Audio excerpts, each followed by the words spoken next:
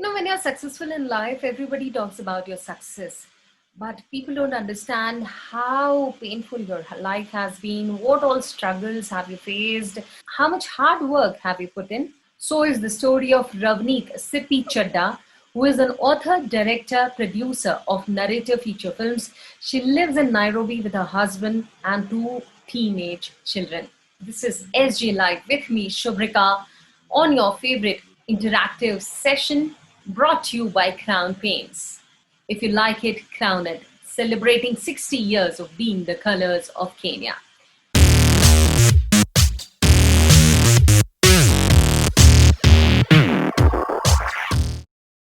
Ladies and gentlemen, we have here with us Ravneet Sippy Chadha, who is popularly known as Sippy, and she is very famous author, director, and producer of many super hit feature films.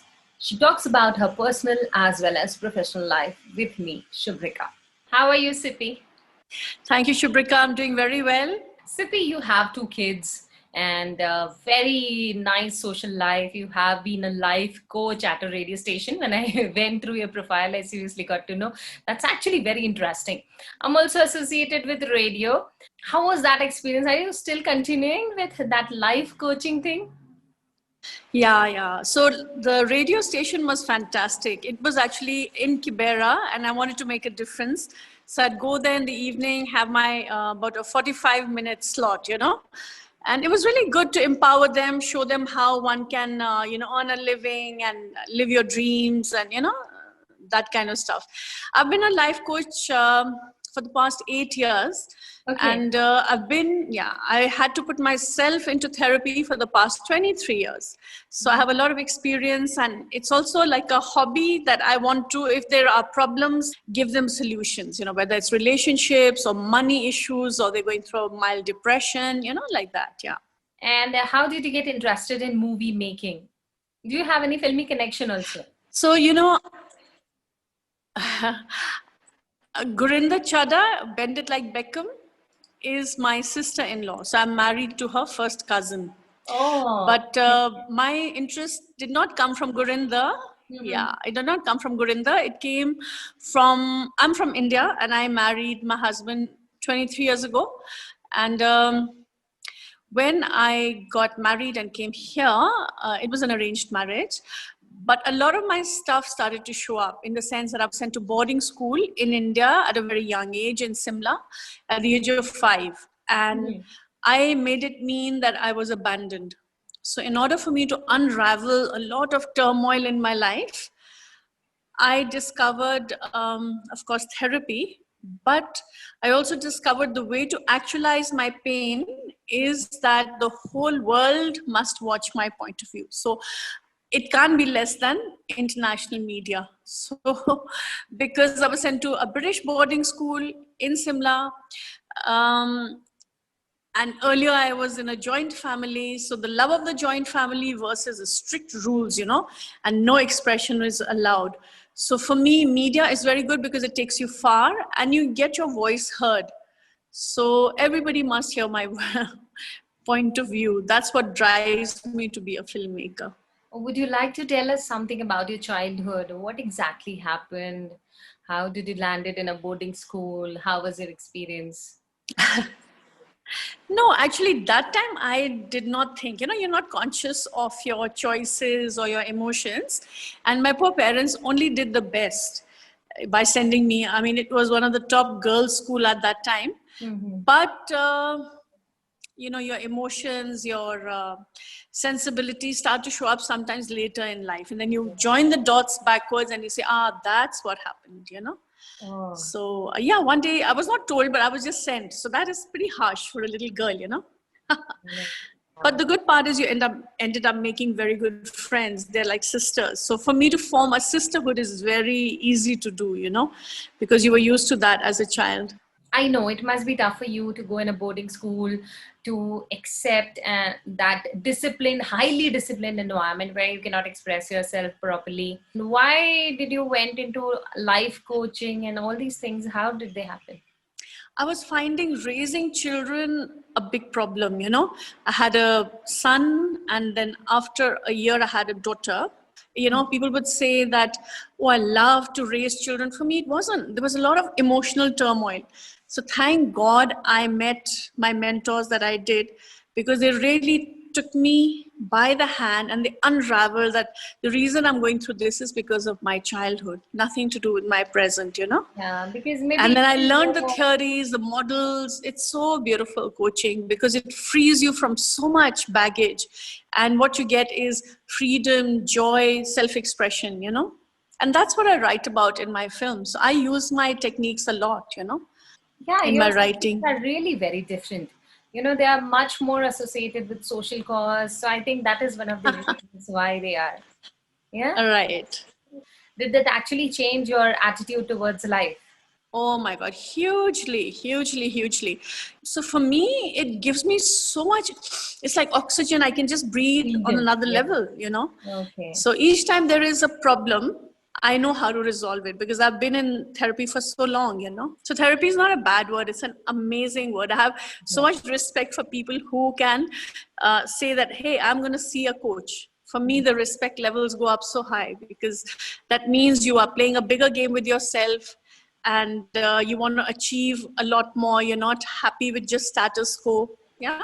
I know we are a bit deviating from the topic. I want to know what exactly is life coaching, and For is it example, meditation? What normal people talk about? no, no, not at all. So coaching means that, let's say I get a client and the Yeah. client is stuck somewhere. Yeah.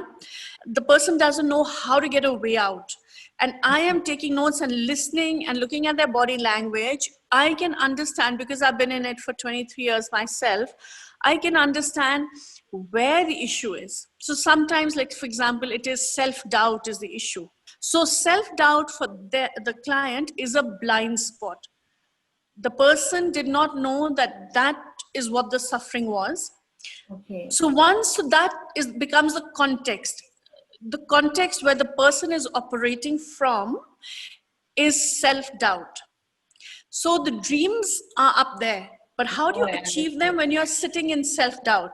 So as a Okay. life coach, I first highlight the blind spot for them in such a way that I am not, I've seen it in 5 minutes when they walk in because I'm trained. But I have to make them go through the whole thing till they realize, oh my God, it's self-doubt is at the key. So Understood. then from self-doubt, I make them shift into the new context, Hmm. which will say, actually, because by certain ways, I will make them realize, but you achieved that and you achieved that. We'll ask what the successes were. That actually, when you take on like this client, whenever the person took on something, the person did it to excellence. So it is just an illusion. Self-doubt is just an illusion in the person's mind that is causing them to be dull, not motivated, mildly depressive. Then we write down their goals, realistic, measurable, targeted goals, yeah? And you give them homework to do for the second Positivity. session, in which they're actually going to move forward. And the thing is that each time you have more awareness into your own life, you're going to move forward quicker than otherwise you'd be years go by and you won't live your dreams, Yeah. As they So say, the third first session, of for all, example, will yeah. be, what else can you do? Hmm. Yeah, so now you understand what a coaching session is. Till they are well on their feet to achieve whatever they set out to achieve, I hold the hand. Okay. Understood. Understood. And so coaching is like that, like a fitness coach, I guess. A fitness is for the body. Yeah. Here we As do it for your emotions. yeah, as they say, you have to look inwards first, then to look outwards in the world. Yeah, there's so many modules. It's just another world. But actually, I'm also, Shubhrika, going to put out YouTube videos explaining processes so people understand what coaching is. Hmm. Yeah. So thank you for actually interviewing me on that. Now, let's get back to your filmy career. Tell us about your movie career. How many films have you produced, directed till date? I have produced and directed 5, and I have simply produced 3. Hmm. So I got into the industry in 2008 when the kids were very Okay. young and Yeah. all that. So I did something called TikTok. It was an experimental, no dialogue, only music, but very strong visuals. Then I did 2010, I did Kibera Kid. It was about a slum boy in Kibera and how against odds he was a thief, he didn't have money to go to school, but against odds, how did he become a successful, his dream was to become a musician. So how did he become a singer against all odds? So it was, so I produced that. I did not direct it. Um, it won an Emmy in LA for Yeah. children's film, the best children's film. Then that was 2010, and then I did Charcoal Traffic. I produced that one. It was the first Somali film. It was also a short film. Shot that was in 2011.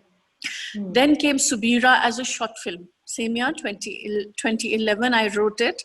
And it was just, the story was dying to come out of my system, you know. And it was about a girl wanting to have fun. If a girl wants to live her dreams and swim, but the mother wants her to get married, you know. Everything, I think, on the Indian culture is pegged on marriage, I think, largely.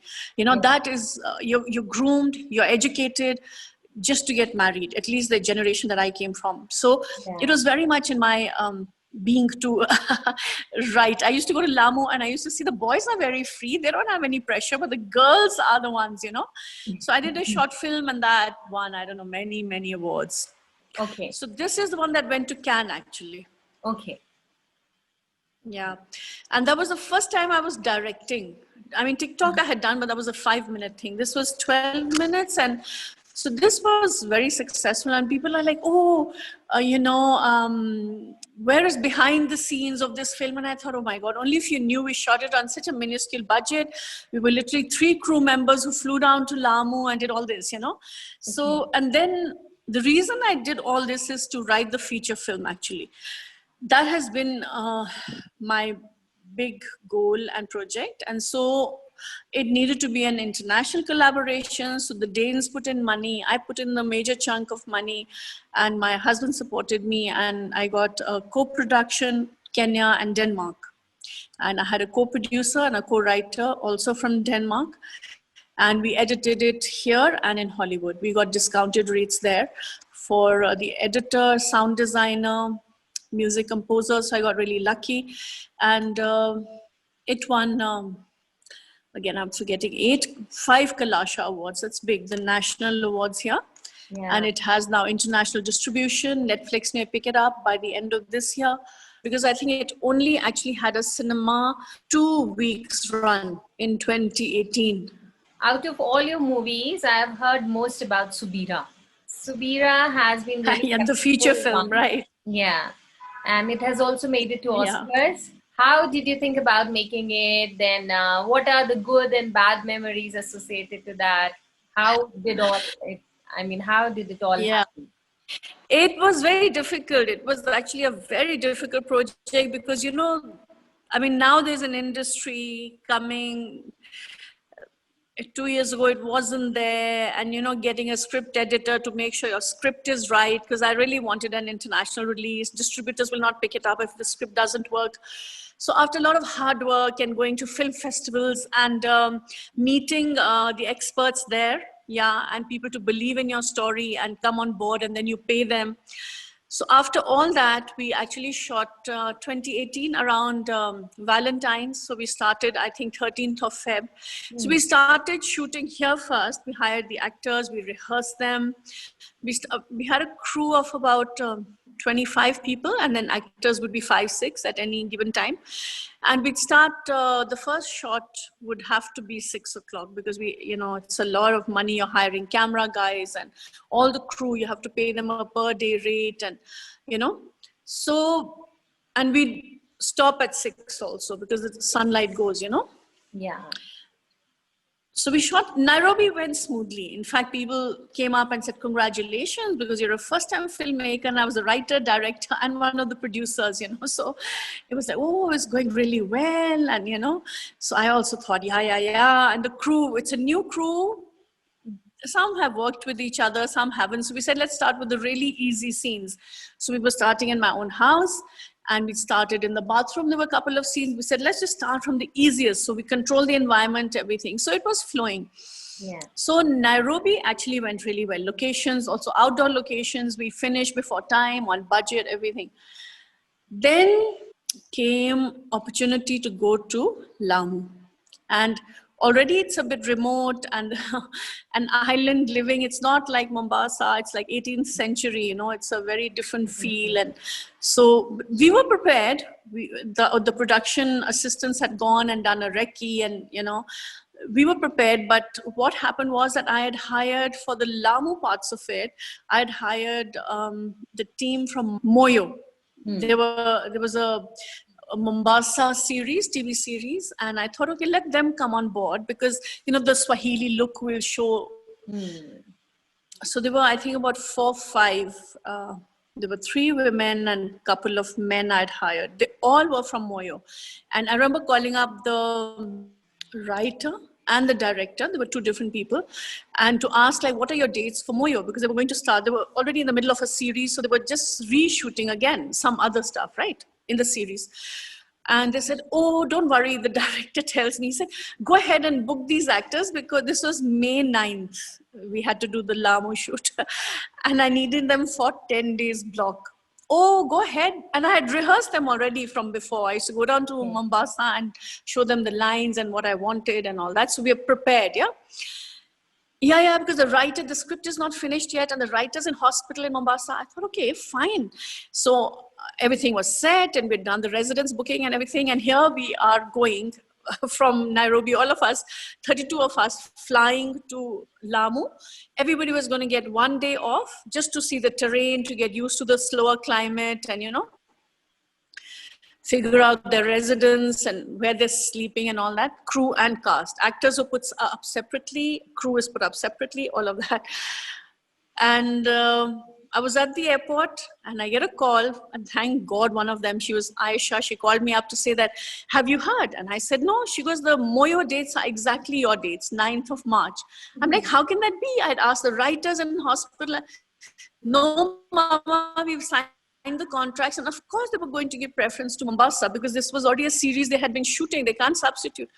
Oh my God. So here I am going to the airport from Wilson. We were flying out, and me and my producer were calling up Nairobi to say that who can, who's good? No auditions, nothing, So Nice Githinji, who plays the mother of Subira, we called her up. We said, do you have a script? And actually she had been shortlisted for another role. And we hadn't shot that in Nairobi. And she goes, yeah, I have this. We're like, get on the next plane and get here. So this is how we cast it. We just thought, who are the good actors in Nairobi? No audition, nothing. And so the first part of Subira was in a crisis. Then another disaster happened. We got all these actors together, and they were supposed to come on a second flight. There were like 7 people, right? In fact, sound also didn't make it, the sound guys. You can't shoot without sound. Sound is separate from camera, They missed the flight, and here you're paying everybody's accommodation, security, because the camera was a very hi-fi camera from Denmark. We had hired it, so you need 2 security guys just to look after the camera in case that gets stolen. We on a limited budget. It was my personal savings, and these guys have missed the flight. Oh my God! So another day gone waste. So me and my co-producer Vibeka, we said, all right, let's not wait for this. We will shoot without sound. So like that, filmmaking is very challenging. So you have to constantly think, and, budgets. If you're going over budget, you have to trim this. So everybody takes their own pictures from their own. Anyway, we had these stunning locations, and Lamu doesn't have cars and all that, and donkeys we did not rely on, because the camera equipment is very expensive, and so we were carrying everything by ourselves. So my producer came to me and she said, Sippy, we've got to trim down those beautiful locations. We've got to shoot within a 5-kilometer radius. It's not going to happen. And then you have to go and negotiate, because your budget can't go more. So there is so much that goes on behind the scenes. So for my next one, now I'm going to be writing a Netflix series or Amazon series. It's a TV series. Okay. So it's going to be different. But if I can get somebody to record behind the scenes, it is so interesting, And how does it feel after so many troubles when your film reaches Oscars? Oscars, yeah. No, on top of the world. Oh my God. Already when they were, editing in LA, I had gone, and my editor, one of the main editors, he works for Paramount Studios in Hollywood. And he already looked at the quality of the, he said, this is going to go to the Oscars. And I'm like, what are you talking about? Shh, don't say that. It can't. I mean, how can it? It's my first film. And he said, you watch. It really will go there. So I was just stunned, actually. I Yeah. went through a metamorphosis. I was like the caterpillar, writing my journey and my experiences of boarding school, and all this arranged marriage is very traumatic for me, because I was a person who did not want to be married ever, actually. Because to me, this experience of boarding school Huh. was like I was in prison. It felt like that. And but that only I got to know when I was in Kenya with my marriage. I felt like that. I'm married to a very special guy, and we are very well and happy together, and I have a stable family, 2 kids. But when I started writing, it was therapeutic for me. When I was writing Subira, it Hmm. was so therapeutic for me. And then to get appreciated and to get people, collaborators on board to have my vision shown, it was very special. Very, very special. But when I sat to write, I wrote 8 years ago. I didn't write, in fact, 10 years ago, I wrote Subira. That time it was different. All that my childhood traumas were coming to the fore. When you write, it's catharsis. That's how I was writing Subira. Not today. Today I'm totally healed, and my boarding school experience is behind me. But Subira needed to come out. No, nothing was going to stop me from that. Yeah. Look What at is it. your next project? It's an Indian family based in Nairobi, and it's about a husband and wife.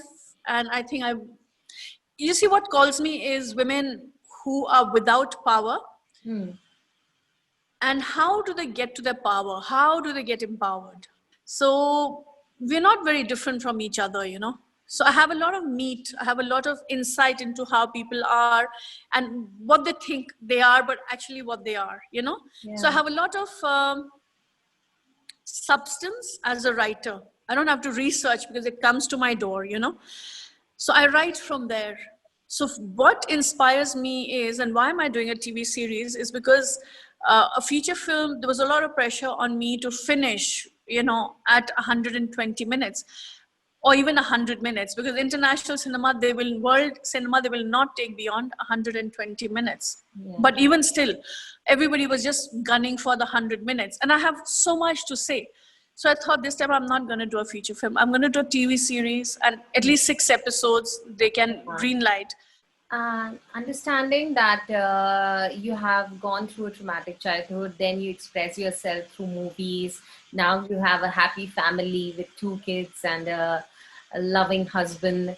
What do you think life is actually for you? Life is about growth and pain. I think pain and suffering and living your dreams go hand in hand. You can't have one without the other. Yeah. And I think take it on, head on, and take the tools, grow, live your dreams, make a difference in the world. And but don't sort of be in denial about pain either. There's nothing to be ashamed of. We were born for a reason, and we're human. We're going to go through things. Yeah. So I think live from your essence, live to feel alive. And don't you think that all those things happened in your childhood because of a reason, so that you could think about life in so much depth that you could create such great movies with such great Absolutely. social messages? Absolutely. No regrets. I think I have a contract with the divine Yeah. that I lead my life and then I show it to the world. I think that's my contract with the divine. That's what my purpose is. That's how I feel. Yeah. So, are you happy today? I love my I can life. Yeah. really have. I wouldn't have it any other way. Yeah. I love my life because I know how to make it fulfilling. I have the maturity. And then through filming, I write such that people can see in a broad canvas how are we. You see, storytelling is very powerful because Yeah. it shows you again as a mirror, right? It's True. a mirror. How are we as people, and how can we play a bigger game with ourselves, especially women I find very fascinating. Yeah. What do you have to say to the people who want to achieve their dreams in life, but they are not able to do that? There is something stopping them. So what is that something stopping them? I don't think they are able to tell themselves because they haven't been trained in that. I come from a coaching background. So I will go and say, go and meet and talk with a coach, which is different from a counselor, which is different from a psychologist. If you want to contact me, I would love to sort you guys out. I'm not expensive, and it's my passion. So feel alive, feel good. Really enlightening experience for me. I never thought our conversation is going to turn this way. I thought that I'm just going to talk to a movie maker, but you have actually shown a very different side of your life. And I'm very sure that so many people will understand that how it is to struggle amongst themselves and how you can live your dream life, even after having so much pains in your life. So Thank much. you so much, Shubhrika. Thank you for giving me the opportunity to talk to your audiences. Thank you very much. Thank you so much, Sippy. Thank you so much. And I'm very sure we'll be talking in future also. There's so much more, I think, to know about you. I have known really little, and we have talked about very little in this conversation. And I'm very sure in future also we are going to talk a lot more. Thanks a lot. I'm on social media. There's a page for Subira feature film on Facebook, Instagram, and then I have a coaching page that is called Sippy Chadha. Make your dream goals happen. Yeah, surely. Thank you so much, Thanks a Sippy. lot, Shubhrika. A Thank you. pleasure. It was Thank you. really nice talking to you. Thank you so much. So that was Ravneet Sippy Chadha for you, who has been really successful professionally as well as, I must say, personally, because after all these sufferings she went through, she has expressed herself in a beautiful way and she has become super successful. Hope you like my editions. Hope you like my interviews on this section called SG Live, brought to you by Crown Paints, celebrating 60 years of being the colors of Kenya. If you like it, crown it. My Facebook page is Shubhrika, my YouTube channel is Shubhrika Jory, and my Instagram handle is Shubhrika Jory. Keep liking, keep sharing, keep commenting, keep giving your feedback to me, and spread the love. See you again.